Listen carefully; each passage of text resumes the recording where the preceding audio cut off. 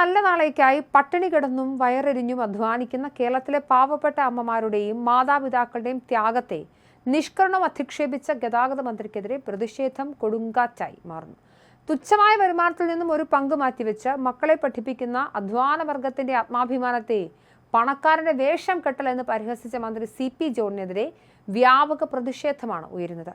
പൊതുവിദ്യാഭ്യാസത്തെയും സൗജന്യ യാത്രയും ആധാരമാക്കി മന്ത്രി നടത്തിയ പ്രസ്താവന കേവലം നാക്കുപിഴയല്ല, മറിച്ച് സാധാരണക്കാരോട് ഭരണവർഗത്തിനുള്ള പുച്ഛത്തിന്റെ പ്രതിഫലനമാണെന്ന് വ്യക്തമാക്കിക്കൊണ്ടാണ് പുതിയ പ്രതികരണങ്ങൾ ഉയരുന്നത്.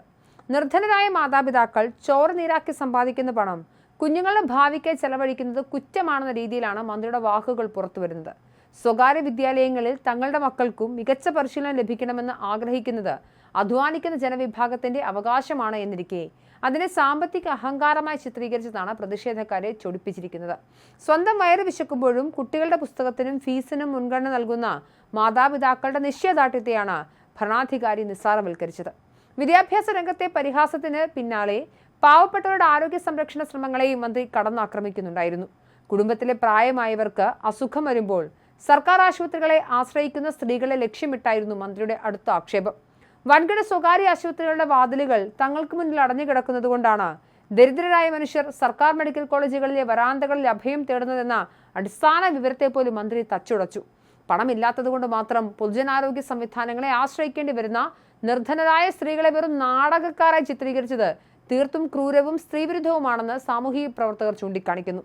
സ്വന്തം മാതാപിതാക്കൾക്ക് ഏറ്റവും മികച്ച ചികിത്സ നൽകാൻ ആഗ്രഹമുണ്ടായിട്ടും സാമ്പത്തിക പരാധീനത മൂലം സങ്കടപ്പെടുന്ന പെൺമക്കളെയും അമ്മമാരെയുമാണ് ഒരു എളുപ്പമില്ലാതെ മന്ത്രി പരസ്യമായി ആക്ഷേപിച്ചത്. പൊതുചടങ്ങിൽ വെച്ച് ഉയർന്ന ഈ അഹങ്കാര ഭാഷ സംസ്ഥാനത്തെ അധ്വാനിക്കുന്ന ജനവിഭാഗങ്ങൾക്കിടയിൽ വലിയ അമർഷമാണ് സൃഷ്ടിച്ചിരിക്കുന്നത്. കഷ്ടപ്പെട്ട് ജീവിക്കുന്ന മനുഷ്യരുടെ ആത്മാഭിമാനത്തിന് മുറിവേൽപ്പിച്ച വ്യക്തിക്ക് ഇനി ഒരു നിമിഷം പോലും മന്ത്രിസ്ഥാനത്ത് തുടരാൻ അവകാശമില്ലെന്ന് വ്യക്തമാക്കിക്കൊണ്ട് വിവിധ സംഘടനകൾ പ്രക്ഷോഭത്തിലേക്ക് കടന്നു കഴിഞ്ഞു. അധികാരത്തിന്റെ തണലിൽ ജനങ്ങളെ അധിക്ഷേപിക്കുന്ന സംസ്കാരം ജനാധിപത്യത്തിന് അപമാനമാണെന്ന് പ്രതിപക്ഷ സംഘടനകളും കുറ്റപ്പെടുത്തുന്നു.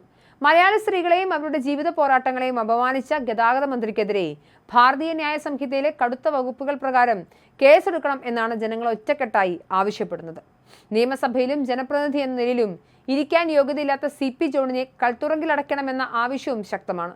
ജനങ്ങളുടെ നികുതിപ്പണം കൊണ്ട് സുഖസൗകര്യങ്ങൾ അനുഭവിക്കുന്നവർ പാവപ്പെട്ടവന്റെ ദാരിദ്ര്യത്തെ തമാശയാക്കി മറ്റുന്നത് അംഗീകരിക്കാനാവില്ല. സംസ്ഥാനത്തെ വികസനവും പുരോഗതിയും പ്രസംഗിക്കുന്ന ഭരണകൂടത്തിന് കീഴിലിരുന്ന് സർക്കാരിന്റെ തന്നെ ആശുപത്രികളെയും വിദ്യാലയങ്ങളെയും കുറ്റപ്പെടുത്തി സംസാരിച്ച മന്ത്രിയുടെ നിലപാടിലെ വൈരുദ്ധ്യവും ചോദ്യം ചെയ്യപ്പെടുന്നുണ്ട്. സർക്കാർ സംവിധാനങ്ങൾ ദരിദ്രർക്ക് മാത്രമുള്ളതാണെന്ന തരത്തിലുള്ള മന്ത്രിയുടെ അധമ ചിന്താഗതിയാണ് ഈ വാക്കുകളിലൂടെ പുറത്തു വന്നത്. ഇത് പൊതുസമൂഹത്തിന് നൽകുന്ന സന്ദേശം അപായകരമാണെന്ന് വിലയിരുത്തപ്പെടുന്നു. വോട്ട് ചെയ്ത് വിജയിപ്പിച്ച ജനങ്ങളെയും അധ്വാനിക്കുന്ന സ്ത്രീകളെയും ഇത്രയും അധികം തരം താഴ്ത്തി സംസാരിച്ച CP ജോൺ ഇനി ജനപ്രതിനിധിയായി നിയമസഭയുടെ പടി ചവിട്ടാൻ പോലും അർഹനല്ലെന്ന നിലപാടിലാണ് പ്രതിഷേധക്കാർ.